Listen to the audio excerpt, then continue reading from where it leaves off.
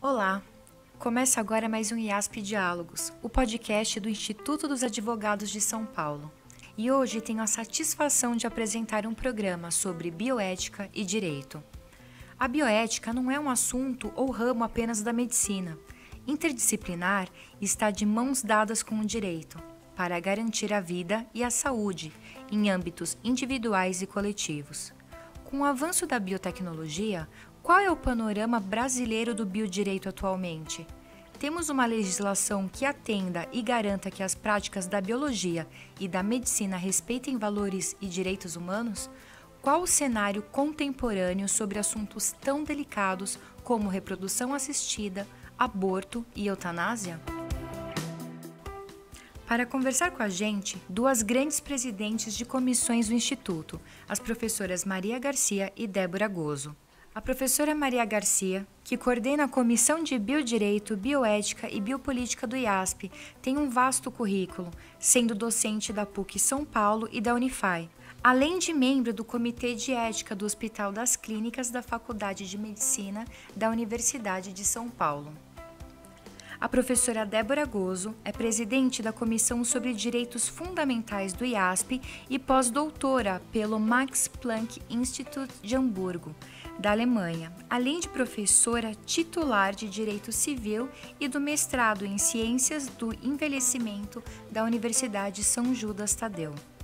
Para mediar o debate, está conosco o diretor administrativo do Instituto, Diogo Leonardo Machado de Mello, que é professor de Direito Civil na Universidade Mackenzie e pós-doutor pela Faculdade de Direito da Universidade de Lisboa.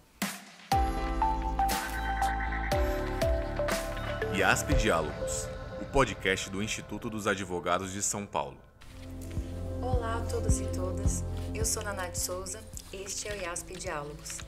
Boa tarde a todos aqueles que estão nos ouvindo. É uma oportunidade maravilhosa de estarmos aqui todos reunidos para dar continuidade no IASP Diálogos, na segunda edição, falando um pouco sobre o tema de biodireito, bioética e assuntos correlatos. Eu tenho a enorme satisfação de estar aqui ao lado da minha professora Maria Garcia, que dispensa apresentações, que é a nossa presidente da Comissão de Biodireito, Bioética, Biopolítica, professora de uma geração praticamente inteira de alunos da PUC de Direito Constitucional, de Teoria Geral do Direito Público, e professora, é uma enorme satisfação recebê-la aqui. E ao meu lado, a professora Débora Gozzo, que é a presidente da Comissão de Direitos Fundamentais do Instituto dos Advogados de São Paulo, um currículo vastíssimo, uma das idealizadoras do projeto de reprodução assistida pelo Instituto dos Advogados de São Paulo, hoje com um estudo aplicado de direitos fundamentais à pessoa idosa, não é? Uma preocupação que a professora Débora Gozzo também tem se dedicado juridicamente, e a professora Débora Gozzo tem ampla experiência no direito civil, mestrado, professora do mestrado e doutorado, tem uma experiência de pesquisa no Instituto Max Planck. Então eu tenho certeza que os nossos ouvintes terão uma enorme oportunidade de debater um assunto tão intrincado como questões relativas à bioética e o biodireito. E para começar esse debate, eu gostaria de provocá-las, não é? Como primeira pergunta, lembrando, obviamente, que o biodireito, a bioética, tem uma relação intrínseca com a questão da evolução científica, não é? Então, as questões relativas à bioética e o biodireito, nós percebemos aí um avanço na medida que a ciência e a tecnologia também avançam. O direito no Brasil, e aí a minha pergunta, o direito no Brasil e no mundo tem conseguido acompanhar essas mudanças? Professora Maria Garcia. Sem dúvida, o direito é uma ciência da convivência humana. De modo que tudo que acontece na convivência humana, o direito vai procurar acompanhar. Tanto assim que nós temos matérias agora, nunca vistas, mas direito, bioética, psicologia jurídica, matéria nova, e o direito constitucional internacional. Este ano estou dando essa matéria na PUC, direito constitucional internacional, estudando os tratados e convenções, principalmente de direitos humanos. De modo que o direito realmente é a ciência da convivência humana. Tem de acompanhar tudo. Professora Débora, nós precisamos de uma lei a respeito de temas tão intrincados e em constante evolução como estes que a professora Maria Garcia nos trouxe? Acredito que sim. Acredito que sim, porque justamente é isso, não é? O direito, a ciência, não é? Dessas relações humanas, e à medida que nós sabemos disso, se nós tivermos uma regulamentação, Diogo, nós vamos ter uma maior segurança, porque o direito serve para isso também, não é? Para dar segurança às relações jurídicas. E eu acho que quando a gente lida com as questões do biodireito, da bioética, questão da ética, não é? E tudo, eu acho que aí a gente tem um campo muito delicado da pessoa humana. A gente fala pessoa humana porque tem a pessoa jurídica, né? Uhum. E se a gente vai pensar que a gente lida tanto com o começo dessa vida quanto o fim dessa vida, e a professora Maria Garcia acho que foi uma das precursoras, né, a falar do direito da pessoa idosa, né? Sem a reverência aqui. E eu abarquei o campo dela aqui, tá? Mas aí a gente tem essa necessidade, me parece, como a gente falando aqui de reprodução humana, isso e aquilo, para que a gente possa saber exatamente qual é a segurança desse ser que será gerado, ou qual é a segurança, às vezes, se a gente chega no final da vida, de estender esse final da vida, enfim. Eu acho que é necessário, sim. Professora Débora, ela tocou num assunto, talvez um dos assuntos mais polêmicos do tema, que envolve a bioética e o biodireito, que é a questão da reprodução, não é? Reprodução humana, assistência, não é? A assistência à reprodução. E nós percebemos, obviamente, pelo menos desde 2012 no Brasil, uma evolução na procura no interesse na reprodução assistida, justamente, quero crer, professora Débora, por conta do reconhecimento pelo Supremo Tribunal Federal de uniões, casamentos, uniões homoafetivas. Não que a adoção tenha sido desprezada por essas pessoas, mas a ansiedade pela filiação e a busca da ciência para o projeto de filiação passou a ser uma preocupação do próprio Conselho Federal de Medicina. E nós estamos diante de uma ausência legislativa, não é?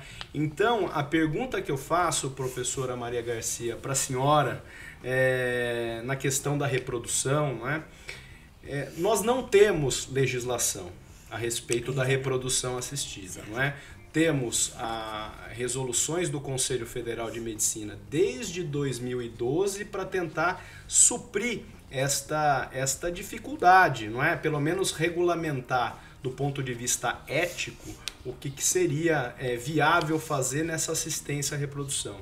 Nós tínhamos até 2017 a resolução 2168 de 2017 e agora, desde o ano passado, nós temos a resolução 2294 de 2021, que tenta dar um mínimo panorama para os médicos, não é? E aos usuários acessarem a reprodução assistida. Mas, enfim, a resolução não consegue abarcar todas as situações, especialmente temas tão intrincados como entre aspas aqui, não é? Barriga de aluguel. Como é que a senhora vê, professora, dentro da sua experiência como docente, como advogada, como parecerista, como é que fica essa questão da lei não chegar a tempo de regulamentar todas essas situações? É que nós temos sempre, em termos de direito, não esquecer a questão ética. Direito e ética são um bom casamento. até hoje. Mas a questão ética, que realmente é muito mal compreendida, porque a palavra etiqué, em grego, tem apenas uma significação: correto. Não é santificação. Uma pessoa ética tem de ser santa. Não é possível. Se uma pessoa correta, qual é a menor distância entre 2 pontos? A reta. Vá direto ao ponto. Não tergiverse. Não enrole. É isso que a ética quer. Então, essa questão, barriga de aluguel, reprodução do ser humano, os embriões excedentários, isso toca muito na questão ética, naquilo que diz, mas espera um pouco, eu estou lidando com seres humanos, eu estou lidando com a vida. Então, os nossos legisladores não têm realmente chegado ainda discutido, evidentemente, o assunto bastantemente, de modo que possa nos vir uma legislação aproveitável, boa. E, por outro lado, nós temos outro elemento, que é o ativismo judicial. Ativismo judicial, nós sabemos que a Constituição pede que os poderes legislativo, judiciário e executivo sejam independentes, mas harmônicos entre si, cada um dentro das suas competências. E nós vemos, sim, o nosso Supremo Tribunal Federal avançando o sinal na questão dos bebês anencéfalos, por exemplo, permitindo o aborto de bebê anencéfalo. Não há lei, não há lei. Eu me lembro bem de um artigo do professor Ives Gandra sobre a corte alemã. Tem o artigo em casa, do Estadão. Chega um processo que discutia-se uma questão que não havia lei. Fez a corte alemã, mandou o processo para o legislativo, façam a lei. Nós aqui discutimos a aplicação de lei. Que lição maravilhosa. A contenção da Suprema Corte Alemã. E nós não temos isso. Então, nós vamos encontrar o Supremo tomando decisões sobre que época pode ser feito o aborto, que dentro de 2 meses e meio pode ser feito. Bom, acho que a gente vai discutir isso mais adiante. Eu estou perfeitamente contrária a uma decisão pelo judiciário. Tem de haver lei. Queremos aborto? Vamos legislar. Vamos discutir e legislar. Essa questão do aborto, eu estava discutindo paralelamente aqui com a professora e eu acredito que nós temos uma margem para um bom debate aqui para as próximas questões. Sem dúvida, né? Certamente os nossos ouvintes e espectadores estão aqui aguardando a posição da professora. Eu tenho aqui, a Tereza Rodrigues Vieira, Ensaios de Bioética e Direito, e ela falou o que eu poderia terminar. Uma lei sobre a reprodução humana assistida deve criar uma política de reprodução humana que possa conciliar os direitos que garantem aos cidadãos a liberdade e a autonomia e proteger os direitos das gerações futuras. Será importante, acima de tudo, se impedir as práticas discriminatórias, bem como a tendência de comercialização do humano. Esta é uma questão. Outro problema. Exato. Outro problema, comercializar órgãos humanos. Então. A professora Maria Garcia tocou num ponto que eu já vou até provocar a professora Débora a respeito, não é? Porque nós temos uma regra. A Constituição Federal, professora Maria Garcia, me corrija se eu estiver errado, ela foi extremamente fértil na regulamentação sobre o direito de família, não é?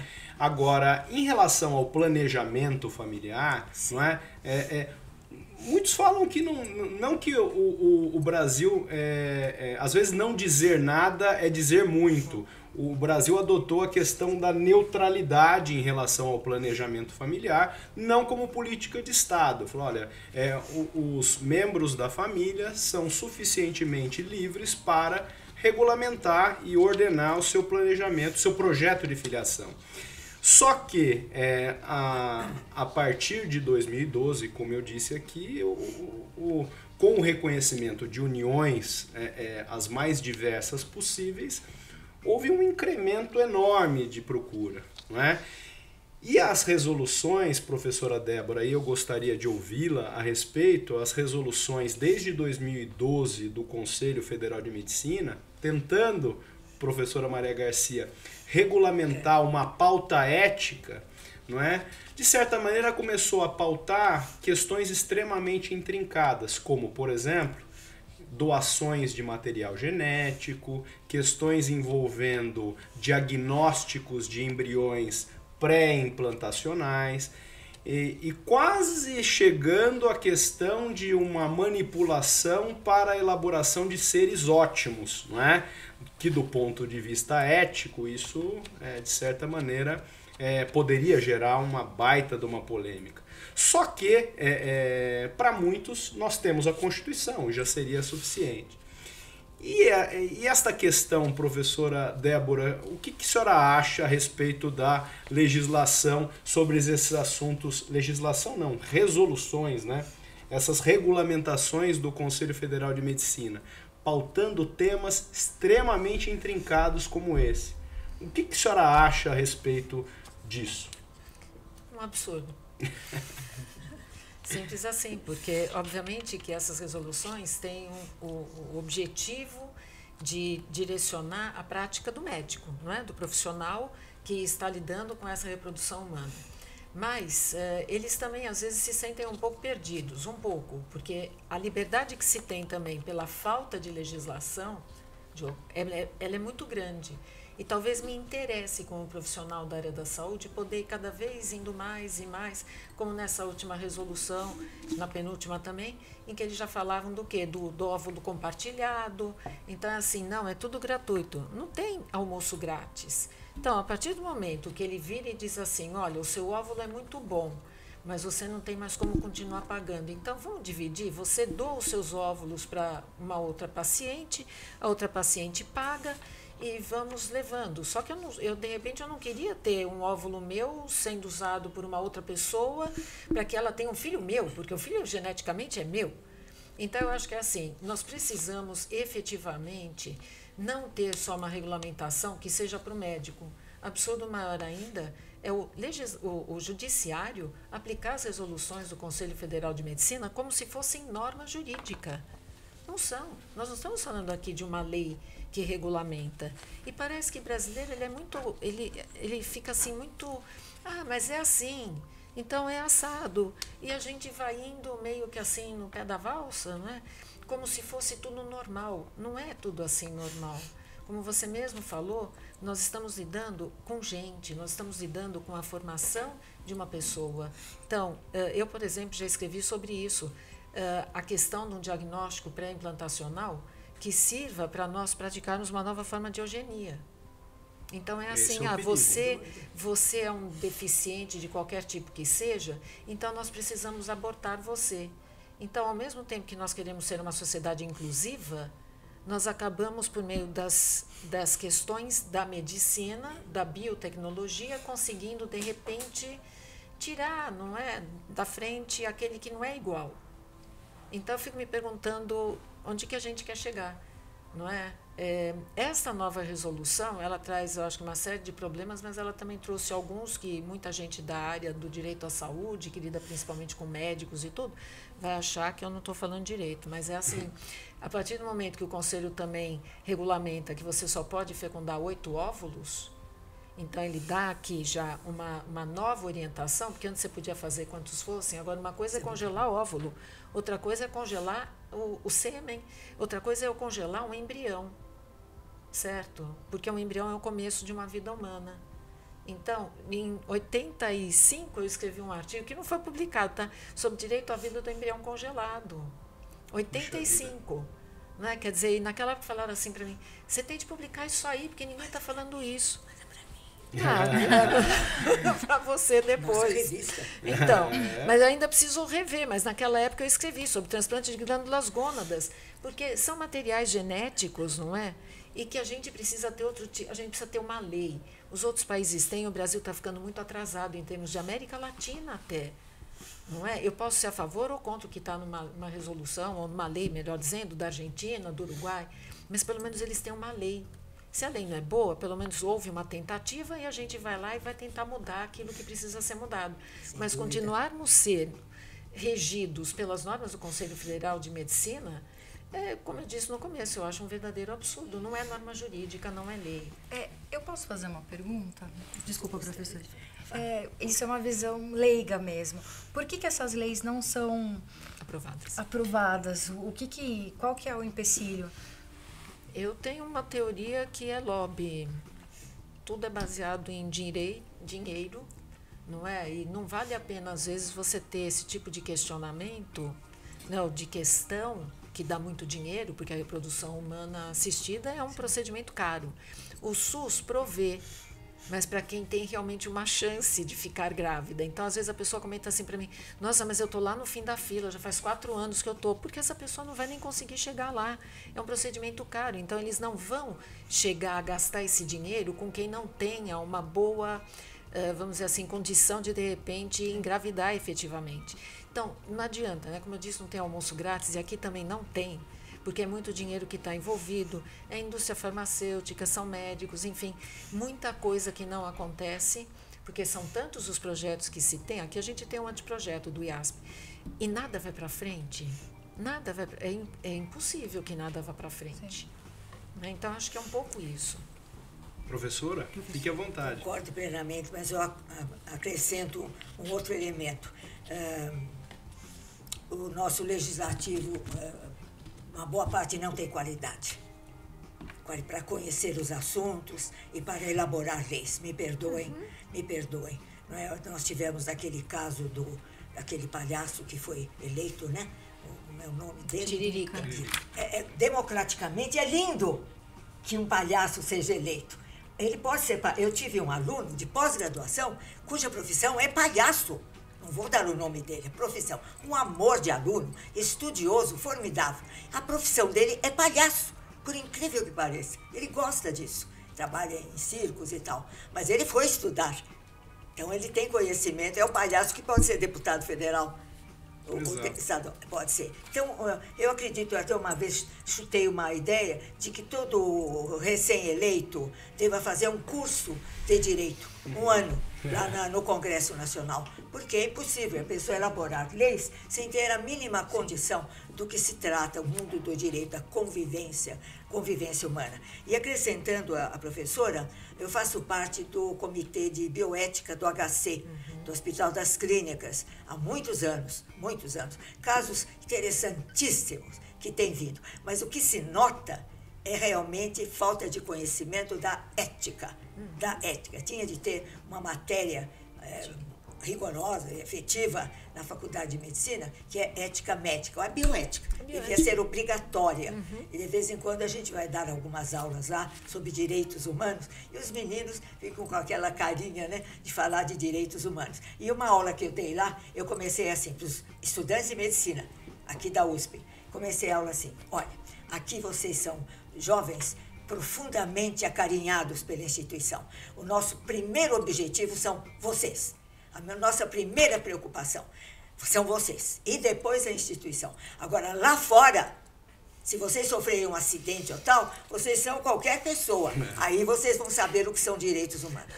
É verdade. Aí todo mundo e levou para diante essa questão. Então, caso a caso, na questão aqui da regulamentação, sim, por lei, sem dúvida, e com muita prudência, e principalmente objetivando a implantação de um princípio da Constitucional que fundamenta o Estado brasileiro. Artigo 1º da Constituição dá uma porção de princípios que fundamentam o edifício do Estado brasileiro. E um desses princípios é a dignidade da pessoa humana.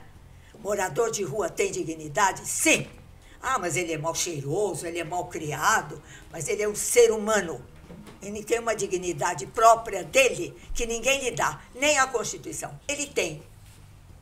Perfeito. Ele tem.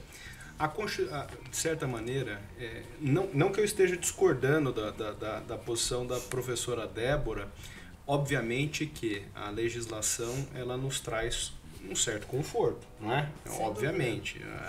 A prescrição de uma norma de comportamentos ela é sempre bem-vinda. Não é? Eu acrescentaria até mais um dos problemas por que nós não temos lei, porque eu acredito que a reprodução assistida, culturalmente, não é? Ela, vamos dizer assim, ela rompe com aquela nossa tradição milenar de direito civil, por exemplo, que a ancestralidade genética é sempre certa. E isto de certa maneira, flexibiliza um pouco, né? Quando eu fiz a faculdade de Direito, não se cogitava, por exemplo, investigação de maternidade, porque mãe é sempre certa, mãe é quem pare, não é? E hoje, com essas técnicas, você tem a chamada, entre aspas, barriga de aluguel, que nós vamos ver. Então, é um assunto culturalmente, do ponto de vista religioso, que encontra uma série de barreiras. Então, talvez o interesse político não seja o interesse primordial para uma aprovação dessa lei, como é a questão do aborto, que nós vamos discutir na sequência. Precisa, às vezes, o Supremo Tribunal Federal acrescentar um inciso no Código Penal para regulamentar que, como dizia Nelson Hungria, desde 1940, quando o feto é inviável, é crime impossível. Então o Supremo vai lá e admite o aborto nos casos de anencefalia. Mas eu acrescentaria essa polêmica cultural que nós temos a respeito desse assunto. Mas nós temos resoluções, não é? É uma pauta ética mínima, professora Maria Garcia, mas até o preâmbulo do Conselho Federal de Medicina tenta falar, olha, você não pode fazer absolutamente nada que não seja a procriação humana. Então você tem que manter a essencialidade da figura humana, você não pode escolher sexo, você não pode escolher características fenotípicas. Obviamente que poderia ter muito mais através de uma lei, mas eu acho que esbarra nisso que a professora Maria Garcia disse. Perdão, novamente, já há clínicas nos Estados Unidos em que você decide a cor dos olhos do seu filho. O grande problema é quando ele nascer e souber que você escolheu a cor dos olhos, ou escolheu a cor do cabelo, coisa semelhante, ele vai dizer, por que você não me deixou ser como eu era? Agora a senhora provocou, sim. Eu vou devolver uma pergunta para a senhora, professora. Professora, a senhora acha que o nascido nessas circunstâncias tem o direito de saber quem é o seu verdadeiro doador de material genético? Sem dúvida. Freud explica. Mesmo não sendo o pai. Se a problema desse é capaz de enlouquecer. Mas nós temos que... Direito a saber. Direitos da personalidade. Sim. Você também concorda? Direito a saber. Eu concordo. De quem veio. Sou uma adepta. E o grande problema da questão da reprodução assistida também são, que eu falei antes, os embriões excedentários, que alguns países, cada um resolveu a sua maneira. A Inglaterra, por exemplo, ela joga pela pia do laboratório. Por quê? Fazem muitos usam muitos embriões e depois que a senhora fica grávida, e os demais? O que eu vou fazer com eles? Tem um tempo, né, professora, de congelamento, depois disso tem de jogar fora vidas humanas. A professora tocou num ponto, professora Débora, que, como a gente estava comentando, não é? Nós queremos ou não temos lei, mas temos resoluções, não é? E justamente reproduções assistidas acontecem diariamente. Na opinião da professora Débora, com uma amplitude não desejada pelo direito, muitas vezes, que merece uma regulamentação. Mas como é que fica o judiciário diante dessa situação? Especialmente questões envolvendo questões ou condutas à margem da própria resolução. Casos que o TJ de São Paulo julgou aqui recentemente, professora, em que um doador, amigo do casal, não é? Se dispôs a doar o material genético, corrompendo aquilo que era previsto na resolução, que é o anonimato, não é? Pelo menos, na minha opinião, para o Código Civil, ele tem grandes chances de se tornar o pai dessa criança.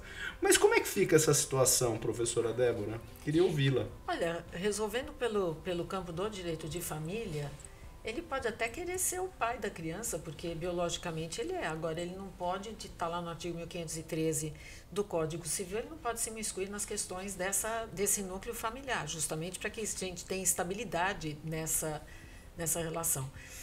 A Inglaterra modificou a lei em 2005 e tudo, e eles passaram a deixar de lado a questão do anonimato. Tá? Então, quando eles deixam de lado a questão do anonimato, o que eles disseram? Aqueles que já doaram material genético vão poder dizer se querem ter seu nome revelado ou não. dali para frente, todos que viessem a doar saberiam que seria revelado, seja a mulher, seja o homem, seria revelada a identidade. E assim eles têm convivido. O que eu vejo no Brasil é que a gente não tem essa cultura. Eu sou a favor, como disse a professora Maria Garcia, que a gente tenha acesso à nossa ascendência, não tem como. Mas, no momento, pelo Conselho Federal de Medicina, isto não é adequado. Então, eu acho que a gente precisa modificar isso, porque só assim nós vamos garantir os direitos fundamentais desse ser, o que é extremamente importante. Então, a partir do momento que eu conheço, eu só acho assim, Diogo, eu não posso me responsabilizar por certas coisas que o judiciário anda fazendo ultimamente. Até acho que, de repente, se esse homem tentar, é capaz até dele conseguir ser colocado no registro de nascimento dessa criança do jeito que as coisas estão. Mas, teoricamente falando, pelo nosso arcabouço jurídico, ele não poderia fazer nada. Mas essa criança vai saber, então, quem é o seu pai. E aí você também tem as questões, só vou entrar num outro aspecto, por exemplo, da inseminação caseira, em que você fica sabendo, só que não é reprodução humana assistida, né? Não tem o médico. Exato. Em que você fica sabendo quem é o doador daquele material. Não é? E eu já soube de um caso em que o casal heteroafetivo, certo? Teve o filho, porque eles tiveram, tá? Com a empregada do casal, servindo de hospedeira. Daí, de repente, no meio da gravidez, eles se dão conta do que eles fizeram, né? E começaram a pensar, e se ela mudar de ideia e ficar com o filho? Veja, o filho era do marido, não é? Aquele casal que contratou, o filho era dele. E se ela disser, eu vou ficar com a criança, o que eles vão dizer? Não, a criança é nossa, caso Baby M, que nós tivemos em 86 nos Estados Unidos. Quer dizer, a gente está lidando com pessoas, né, que é o que a gente está discutindo aqui. E cada vez que a gente fala em reprodução humana, a gente está falando de direitos humanos, a gente está falando de direitos fundamentais, a gente está falando de coisas que são muito positivas para quem não pode ter filhos, e 10% da população mundial é infértil. Então, é uma forma de fazer com que essas pessoas consigam, com a ajuda toda da medicina, ter um filho, mas, por outro lado, nós temos esses problemas éticos que surgem e que não são de só menos importância. Então, eu acho que a gente tem de refletir muito sobre essas questões e acho que a gente concordo com você, nós não temos assim uma cultura, não é? No Brasil, e acrescento, então vou passar a acrescentar também aqui, porque eu estava vendo só pelo lado econômico da coisa, agora já estou vendo por uma outra visão também. Obrigada, né? Está me fazendo ver de uma outra forma. Mas eu acho que a gente tem de refletir, e as pessoas não estão refletindo, talvez porque seja algo que só realmente possa ser utilizado por uma parcela da população que não é tão grande assim, porque tem um poder aquisitivo maior. Nós temos, então, uma questão envolvendo a evolução da ciência afetando o dia a dia das pessoas no projeto de filiação, não temos regulamentação e o judiciário muitas vezes tem que decidir, né? E a professora Maria Garcia tocou num tema extremamente sensível, né? Que é a questão do aborto. Esse assunto, professora, nós tivemos nos últimos anos bolas na trave, digamos assim, do Supremo Tribunal Federal. Começado em 2012 com o julgamento da DPF 54, em que foi acrescentado um inciso no Código Penal admitindo o aborto nos casos de anencefalia. Depois nós quase tivemos uma extensão para os casos de microcefalia, né? Tentaram uma aplicação analógica com um parecer favorável da Procuradoria-Geral, né, da República, mas o Supremo não julgou. Não julgou porque entendeu que a Associação dos Defensores Públicos do Distrito Federal não tinha legitimidade para levar esse assunto ao Supremo.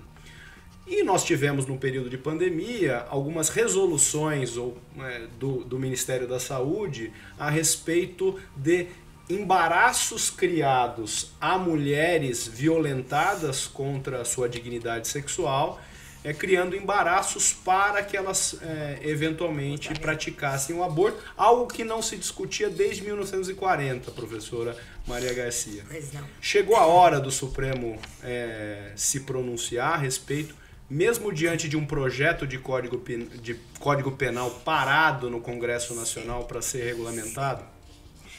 Quanto a essa questão, eu tenho 2 pontos apenas a colocar. O primeiro deles, eu sou visceralmente contrária ao aborto. Eu sou pró-vida, onde quer que se encontre. Primeiro ponto. O segundo ponto, se vier a legislação como é do aborto, se nós chegarmos à questão de discutir o aborto, a legalização do aborto, há necessidade de colocar um artigo, se vier, um artigo, o consentimento do homem. Porque nós, mulheres, não somos donas do feto. Se não o expulsarmos, nós morremos. Mas mesmo no caso de violência sexual, professora? Por favor, vamos deixar isso já, porque ainda estou meditando, uma vez que sou pró-vida, né? Veja bem, nós não somos donas do feto. Se não o expulsarmos, nós morremos. Ele tem de nascer. Podemos dizer donas do nosso corpo, se bem que eu acho que diante de uma enfermidade que te vem, de uma coisa, nós não somos donos de coisa nenhuma. Nós não nos fizemos a nós mesmos.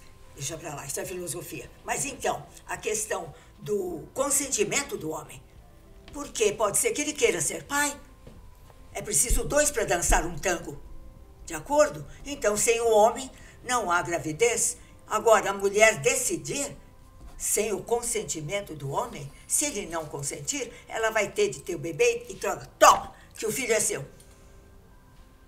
É uma questão que vai ter de ser discutida. E eu vejo nas legislações que têm aparecido que ninguém se importa com isso. É discriminação contra o homem, então. Não precisa à vontade. Porque o homem sempre foge, sempre dá no pé. Não necessariamente. Não, ele pode querer ser pai. Então, se vier a legislação, tem de pensar nesta questão, o consentimento do homem, consentimento do pai. E tem de aguardar, porque o feto não nos pertence. Professora Débora, quer tecer algum comentário sobre esse assunto polêmico? Quero. Primeiro que eu acho que é um assunto extremamente polêmico.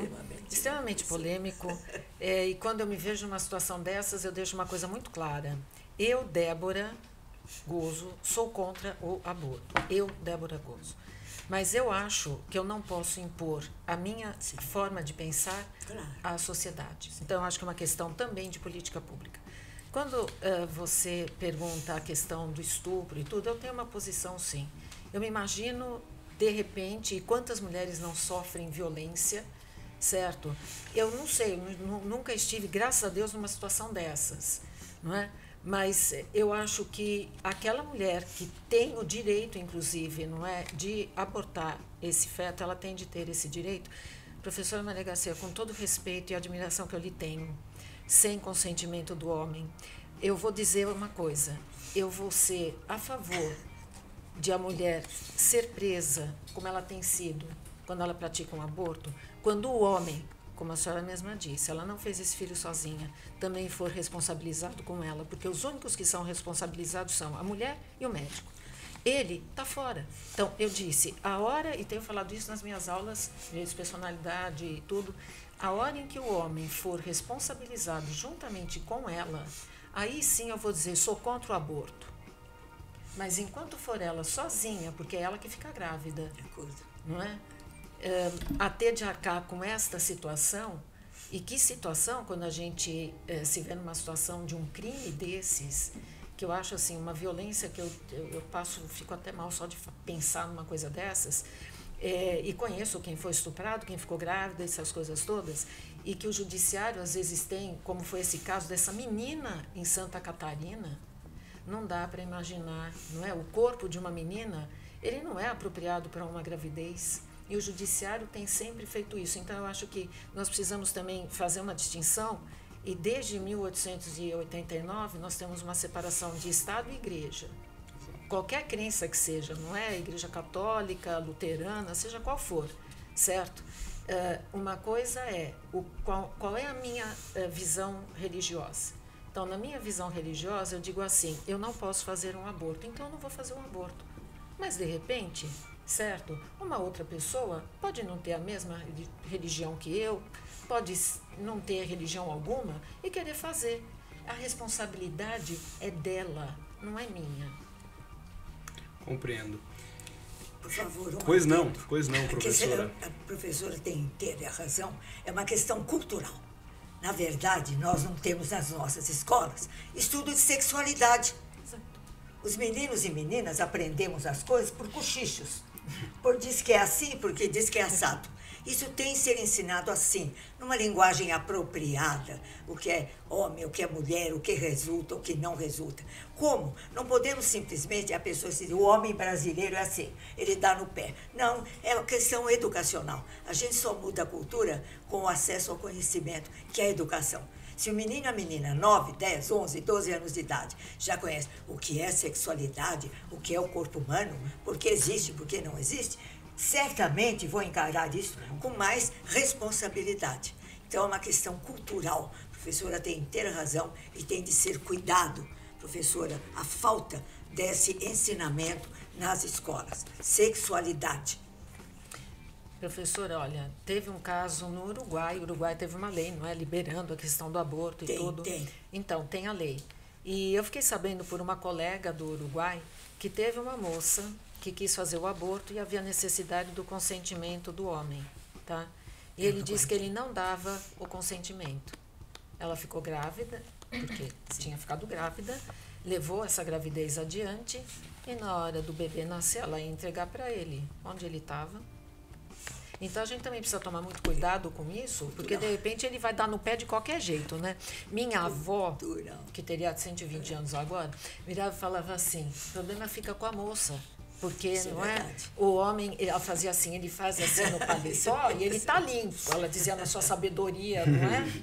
Então, eu fico uma verdade, um pouco... professora, por favor, apenas essa anotação. Precisamos ensinar os jovens o que isso é. Perfeito. E a liberdade com responsabilidade. Exato. Pronto. Acabou. Eu gostaria de encaminhar, agora já indo para os momentos finais do nosso debate. Sim. Nós falamos da ciência, da medicina, da biotecnologia na fase inicial da vida das pessoas. E a influência desta tecnologia na fase final da vida das pessoas também nos afeta. E nós temos percebendo também uma falta de regulamentação, projetos que, de certa maneira, tentam regulamentar não só práticas relativas à cessação do sofrimento das vítimas em fase terminal, não é? Que é o caso da eutanásia, da morte assistida, não é? E da própria ortotanásia, exatamente, não é? E cada vez mais a regulamentação das chamadas diretivas antecipadas de vontade. Certo. Professora, eu queria ouvi-la, né, a respeito dessa força legal deste documento, das diretivas, e como é que a senhora encara isso na evolução do direito brasileiro? Pois não. Eu vou me apoiar em 2 autores franceses, que infelizmente não traduzidos ainda para o português, Jean-Louis Baudouin e Daniele Blondeau. O livro é Ética da Morte e Direito à Morte. Ética da Morte e Direito à Morte. 1993. Não foi traduzido até hoje. E eles falam da reapropriação da morte. Nós temos de nos reapropriarmos da ideia de morte. Ela existe. É a única certeza de nossa vida. É a morte. Então, nós temos de tratar dela como tratamos da vida, nos prepararmos para ela. E, portanto, o direito à morte. Eles que se encontra o caminho na reapropriação da morte, se encontra no caminho da humanização e o reconhecimento da dignidade humana. A pessoa quer morrer. Morrer com dignidade. Com dignidade. Em outras palavras, cessar de fugir à morte e olhá-la de frente. Mais adiante, terminando, o prolongamento artificial da vida, obtido pela intervenção dos meios técnicos, enquanto o corpo é incapaz de assumir suas funções vitais, relança um debate de fundo, o do valor da vida humana. Deve-se salvar a vida a qualquer preço, simplesmente porque é tecnicamente possível? essa negação da morte significa igualmente a negação da vida e a negação do ser humano. Eutanásia é uma deserção. É um livro belíssimo, que não traduzido até hoje para o português, eu uso em classe, não é? A reapropriação da ideia de morte. Olhá-la de frente. Que coisa linda. É tão digno quanto o direito à vida. Perfeito, professora. Como é bom ouvi-la, professora. Pois não. Olha, ainda bem que tudo isso será gravado, não só para os nossos associados, para a posteridade, não é? Mas eu gostaria de ouvir a professora Débora também, lembrando que nós não temos lei também a respeito desse assunto, temos resoluções a respeito das diretivas antecipadas de vontade, mas nós temos um projeto de Código Penal tentando tratar a eutanásia, salvo engano, me corrija, professora Débora, se eu estiver errado, quando você abrevia, você mata um paciente em estado terminal para abreviar-lhe o sofrimento, isso é tratado como uma hipótese de perdão judicial, dependendo do grau de proximidade. Quer se tratar como um perdão judicial, dependendo da proximidade, a ligação de afeição àquele que falece por conta disso. Curiosamente, o Código Penal, salvo engano, não trata da morte assistida, que está cada vez mais comum na Colômbia, na Europa, em Bélgica, enfim, tem filmes e filmes a respeito desse assunto, salvo engano, a respeito desse tema. Mas a pessoa procura uma instituição para simplesmente dar um fim à sua vida, não é? Esta também. E o Brasil é antipático com essa ideia, curiosamente, questão cultural, como a professora. E a questão da ortotanásia, não é?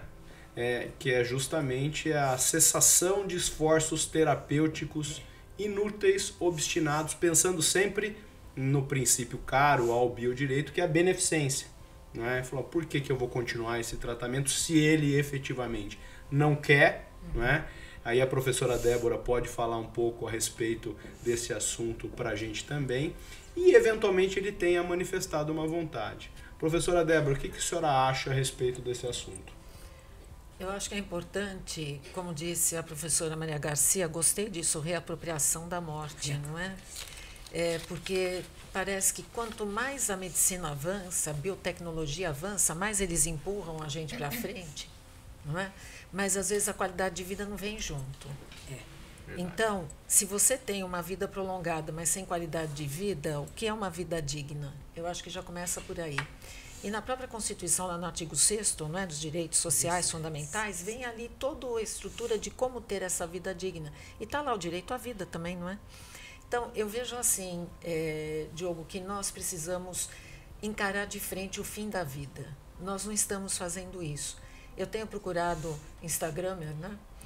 Eu tenho procurado, não é, no Instagram, por exemplo, trazer essas questões para serem discutidas, e eu vejo assim que o que eu recebi de mensagem de gente dizendo onde já se viu, nós não podemos aceitar eutanásia, não podemos aceitar o suicídio assistido. Nossa, eu falei, a gente precisa discutir isso, não é? Mas é muito difícil, é outra questão cultural.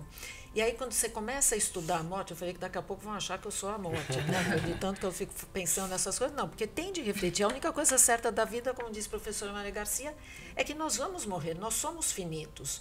Por mais que se fale num transhumanismo, nesse movimento, não é, de melhora, não é, do ser humano, para que a gente alcance uma suposta imortalidade, nós ainda estamos muito longe disso. Os projetos hoje também não chegam a tudo isso, né? E a bioética também está tendo de se ver com essas questões de melhora do ser humano. Tá? Então, eu vejo assim, eu concordo com a ortotanásia, cuidados paliativos são a melhor coisa que a gente pode ter, não é? Se você não quer se valer de uma obstinação terapêutica. O que eu tenho visto de pessoas que não aceitam a morte, não aceitam, é a obstinação terapêutica. Então vem o médico e fala assim, olha, nós ainda podemos fazer mais isso, podemos fazer mais aquilo, podemos fazer mais não sei o quê. E aí você só vai prolongando o sofrimento. Né? Exatamente, a distanásia, o sofrimento de todo mundo, inclusive daquele que está doente. Tá? Eu não sou contra o suicídio, de novo, né? O suicídio assistido, eu acho que é assim. Eu acho que dificilmente eu faria. Mas é aquela tal história. Eu tenho de pensar em outras pessoas que não são a Débora. Então, pensando em outras pessoas que não são a Débora, eu acho que é muito melhor isto. Agora, eu tenho feito uma distinção também, Diogo, que acho que tem de ser feita. Pessoas depressivas, depressão é uma doença. Sim. É uma questão química. Sim. Se eu coloco a minha química de novo em ordem, de repente eu vou pensar diferente. Sim. Então, eu não sou muito a favor de um suicídio assistido para pessoas que estejam depressivas. Depressão a gente trata, e se depois essa pessoa quisesse tirar a vida, mas ela está bem sabendo, dificilmente vai acontecer isso, então tudo bem, ela está sabendo o que ela está fazendo. Agora, na Bélgica, por exemplo, que você citou, eles estão aceitando a eutanásia, inclusive para crianças. E tem sido também, principalmente na Inglaterra, temos tido já 2 casos agora, foi o Art, não é, o menininho aí, que a Suprema Corte lá inglesa disse o quê? Olha, os pais não vão sair com a criança daqui, não existe mais nada que possa ser feito, eles vão ter de aceitar que a criança morreu. Quando você fica sabendo... Trataram como uma questão de política pública, claro, inclusive. Quando você fica sabendo que tem pais que pedem os seus filhos, mandam um tipo assim de embalsamar o filho para ficar com ele em casa durante um tempo, fazem book dessa criança morta. Eu acho que é assim uma morbidade, uma falta de amadurecimento, talvez. Não quero entrar nesse campo assim, mas eu acho que assim, essas pessoas precisam de um tratamento, precisam de uma ajuda, porque não estão sabendo lidar com uma perda, que eu digo assim, não tenho filhos, mas não deve ser nada fácil lidar com essa perda, né, de uma mãe, um pai perder um filho. Acho que é muito duro, né, porque o contrário é que é o mais comum.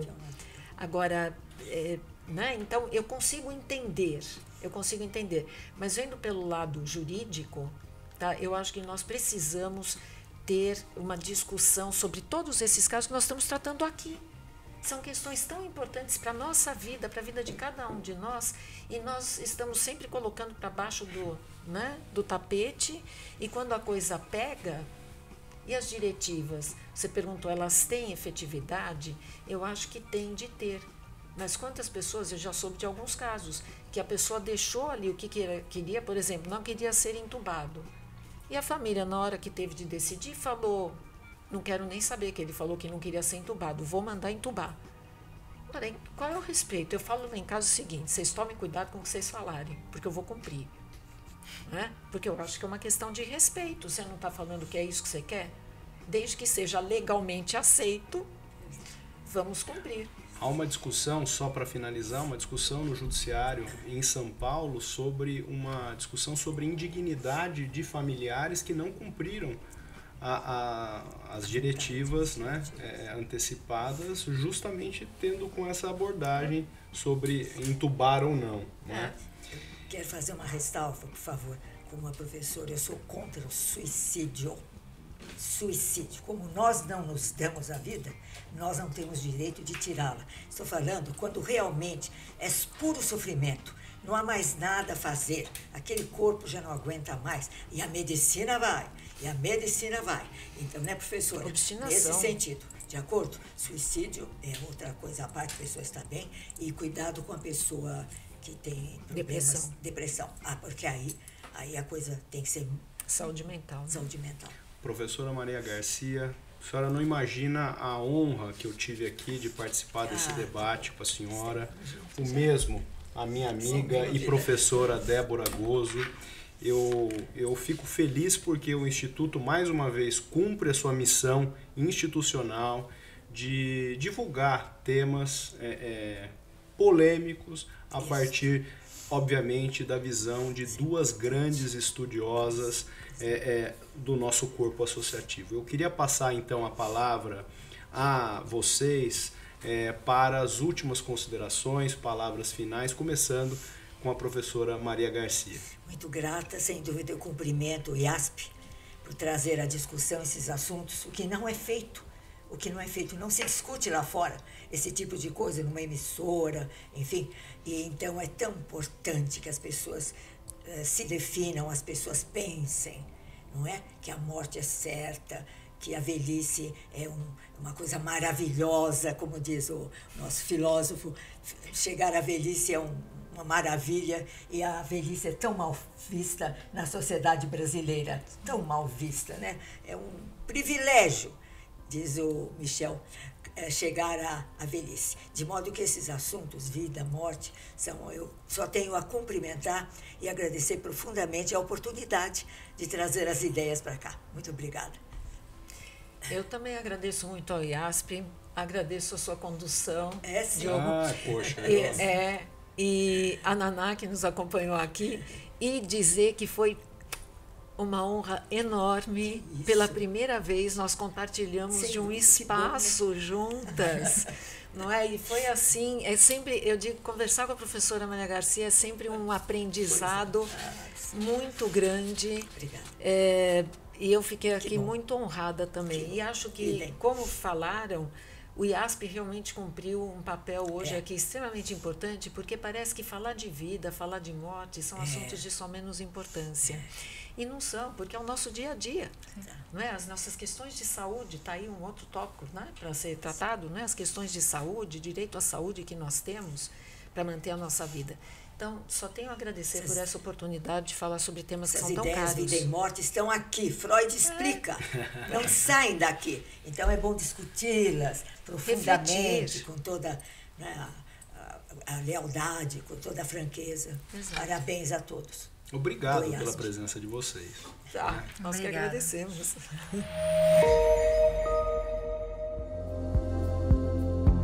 A Biblioteca Professor Arnoldo Walde se encontra na sede do Instituto e é exclusiva para associados do IASP. Conta com aproximadamente 24 mil títulos nacionais e estrangeiros, entre livros, periódicos, dicionários e enciclopédias jurídicas. A consulta dos livros é feita presencialmente e, caso necessite, pode ser feita a solicitação diretamente à bibliotecária.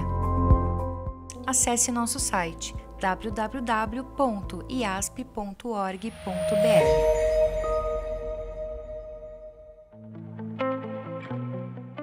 Em breve teremos mais um episódio do IASP Diálogos. Não deixe de seguir nosso site e redes sociais. Lá você poderá acompanhar toda a nossa produção. Até nosso próximo programa. IASP Diálogos, o podcast do Instituto dos Advogados de São Paulo. Pensando as ciências jurídicas e aproximando o direito à sociedade.